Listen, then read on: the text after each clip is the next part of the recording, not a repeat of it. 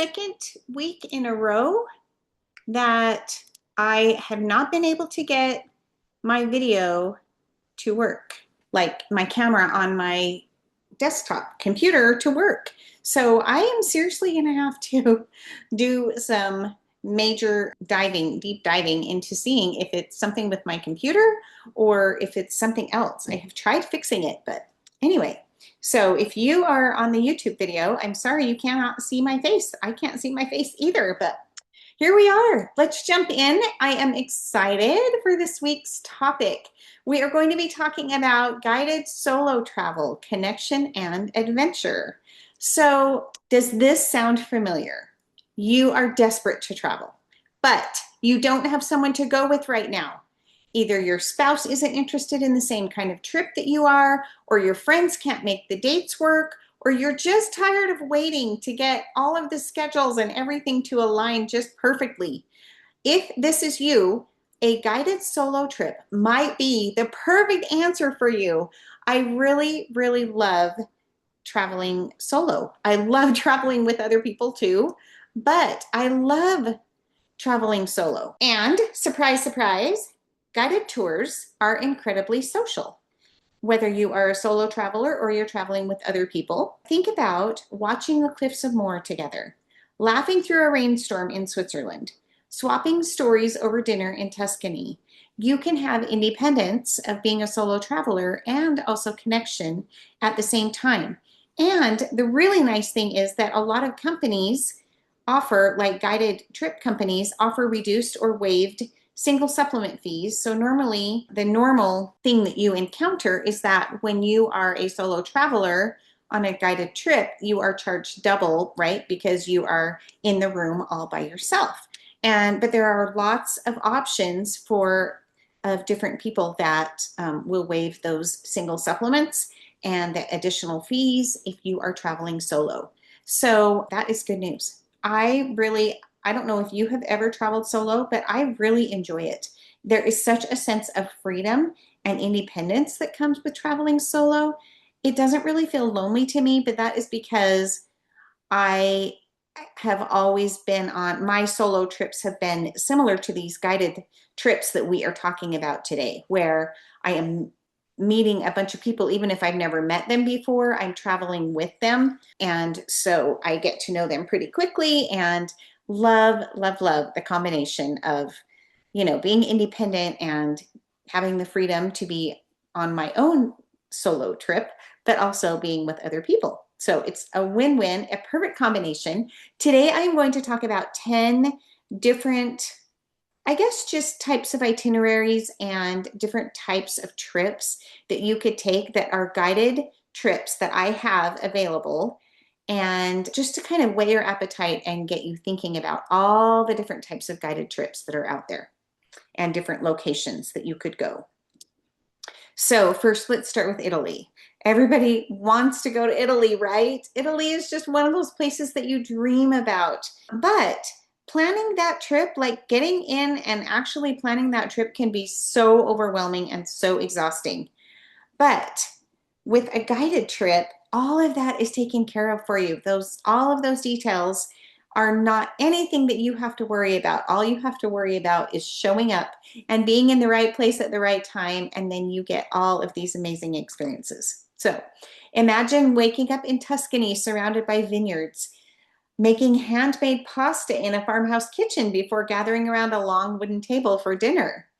Or in Florence, your guide leads you through these quiet side streets beyond the Duomo, and they're pointing out artisan leather workshops and hidden courtyards that most people just walk right past and they don't know the significance and the history behind them.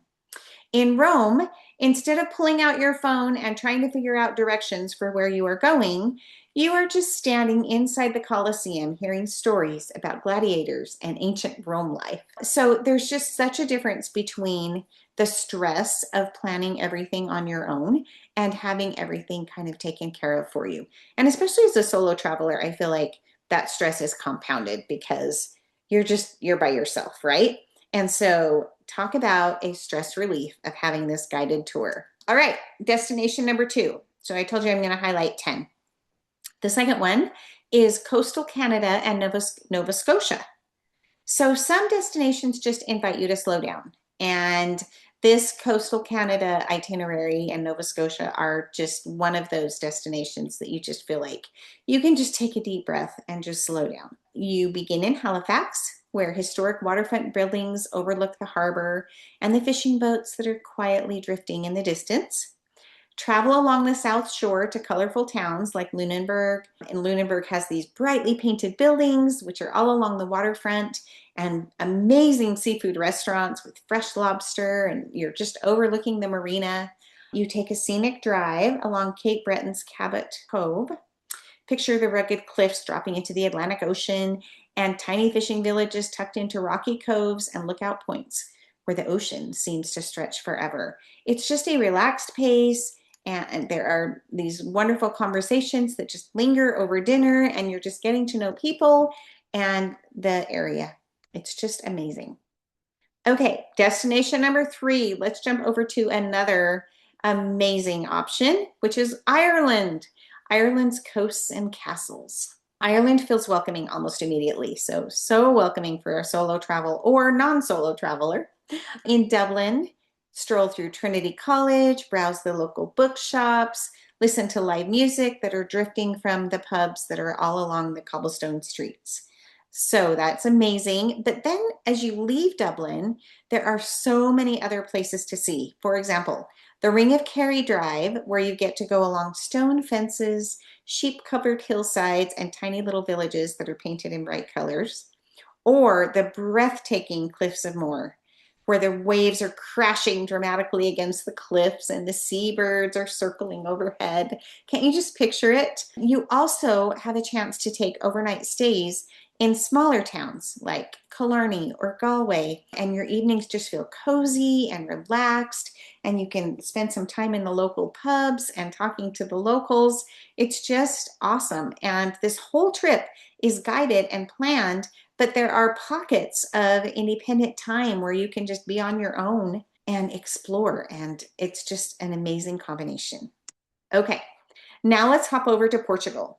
Portugal has quietly become one of Europe's favorite destinations. Most guided trips begin in Lisbon, and you can watch the yellow trams climb the steep hills, see the beautiful tiled buildings and the tiny neighborhood cafes, of course, the cobblestone streets. But then you can also explore the winding streets of Alfama with a local guide and stop for warm pastéis de nata, which are puff pastries, which are this amazing combination of like crispy outsides and gooey insides, fresh from the bakery. A wonderful Portugal guided trip cruises along the Douro River one afternoon, and you can sip locally produced olive oil at a family-owned estate and spend time wandering the colorful riverside district of Porto and see the boats bobbing along the waterfront.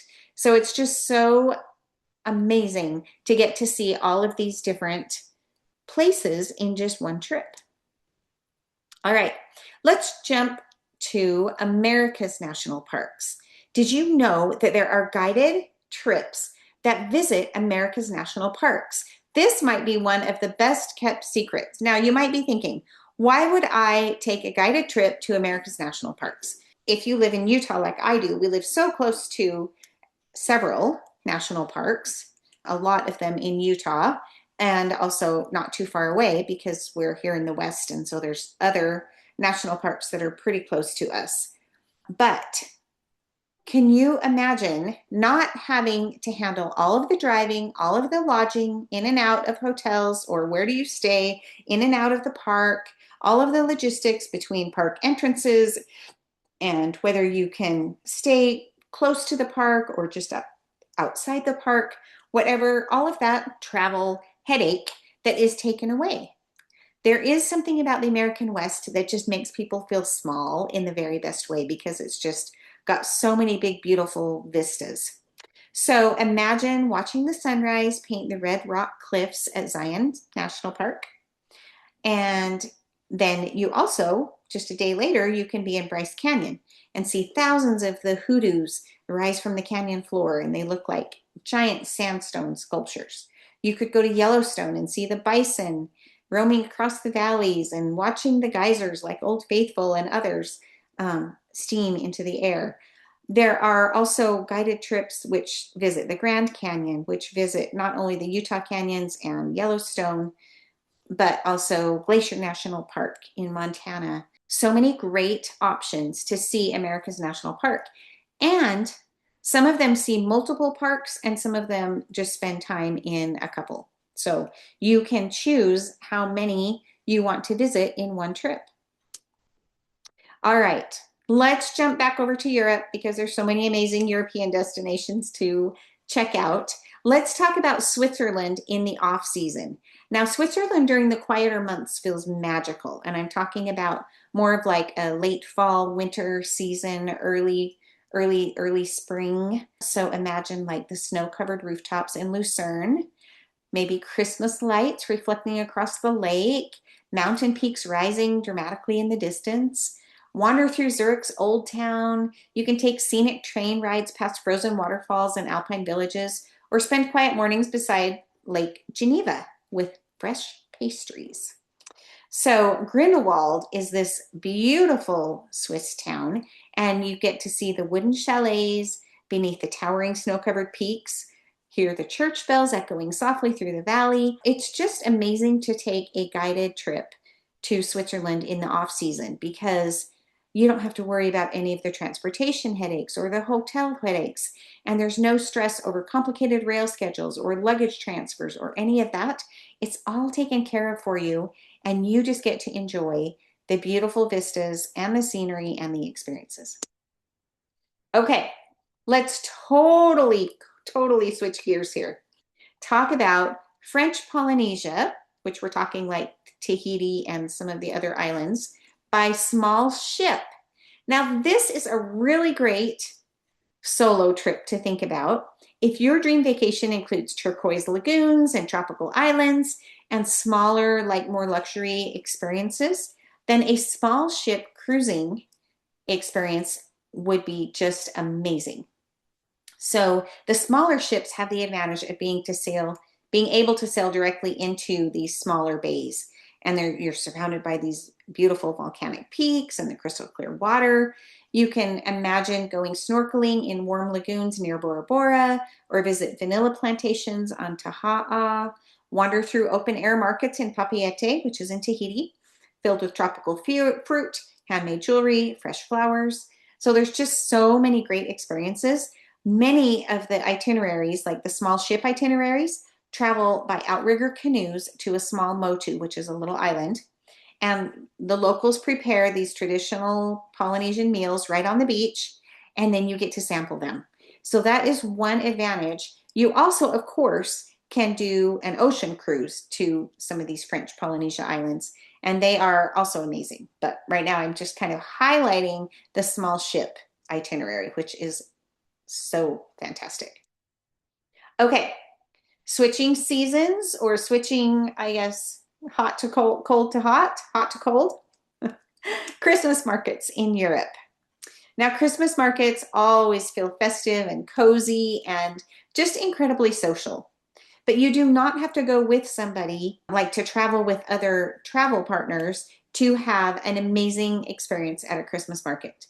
Germany and Austria Christmas market cruises include strolling through the famous Christkindlesmarkt in Nuremberg, where rows of wooden stalls glow beneath the twinkling lights, and the scent of gingerbread and cinnamon fill the air. In Vienna, you can sip hot chocolate beneath the sparkling chandeliers at a historic cafe. They have market squares filled with handmade ornaments, candles, and evergreen garlands. Some Christmas markets stop in Salzburg or in Rothenburg ob der Tauber, which are two amazing, beautiful towns that I have been to on river cruises. But when you are there at a Christmas market time, you get to see the snow-covered rooftops and the medieval architecture. And so it just kind of feels like this holiday movie. It's just magical. Winter travel can really feel stressful on your own, especially when you're thinking about, like in Europe, maybe trains or weather or busy holiday crowds. But a guided tour, especially if you are maybe going on a river cruise where you get to see multiple and you don't have to worry about all of the transportation in between the Christmas markets. Oh, it's so easy because those logistics are already handled for you. So it's so awesome. Okay, let's jump to Iceland. Talk about Iceland's waterfalls and northern lights. Iceland feels unlike anywhere else. They have gorgeous, beautiful, towering waterfalls. So, an Iceland guided tour, you could visit Skogafoss waterfall and watch all of the mist rising into the air. Later, you could also walk across black sand beaches near Vik while the waves are crashing against the volcanic rock formations. Guided tours in Iceland are super helpful because the weather is changing, quite a bit, especially during the northern lights times of year, which tend to be during the cooler times of the year. A lot of guided itineraries include the Thingvellir National Park or the geothermal fields near Geysir, the Blue Lagoon, where you get to really enjoy the thermal baths, really enjoy those. And especially if it's cooler outside, it's such an amazing contrast. At nighttime, especially if you're going for a Northern Lights tour, a lot of times travelers gather outside and they all wrap up in blankets and winter coats and they watch the sky, hoping to see the Northern Lights dancing overhead. So it's just so magical. All right, here's number 10. I told you I was going to highlight 10.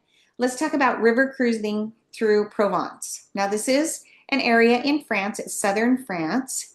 And this might be one of the most relaxing ways to travel solo. You unpack once, you settle into your room, and you just let the scenery come to you.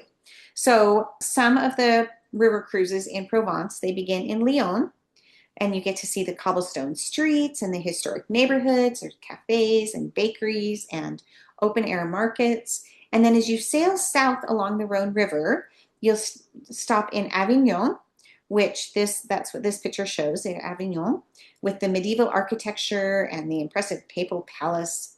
And Arles is another town that you often stop at, with colorful cafes, sunflower-filled countryside. And this Arles is an inspiration for a lot of Van Gogh's famous paintings, like the sunflowers and some of the others. So it's really fun to get to see this city. Then there are vineyards, there are lavender fields, there are local markets. And because it's the south of France, they have things like olives and herbs and cheeses and fresh fruit. So it's just a beautiful way to have a solo trip. River cruises feel intimate without being overwhelming because there's not tons of people. There's just the right amount of people. All right.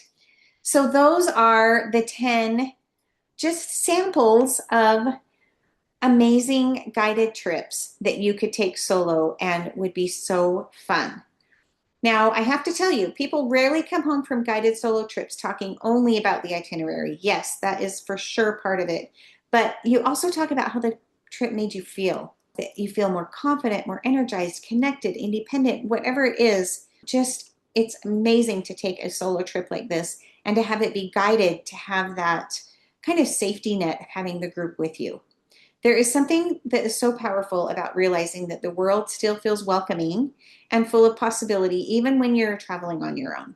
And sometimes the most meaningful trips begin the moment you stop waiting for that perfect timing or the perfect travel partner, and you just decide to go. I'm just going to do it. So let me know if a guided trip sounds like something that you might be interested in. And let me know if you are traveling solo, because I would love to help, plan and help find the best itinerary for you and the best options that will make you feel connected and energized and all of the good things. So it's been fun sharing these ideas with you today, and we will talk to you in a couple of weeks. If you've enjoyed this podcast, I would invite you to like, share, or leave a review. Let's help grow our wellness travel community.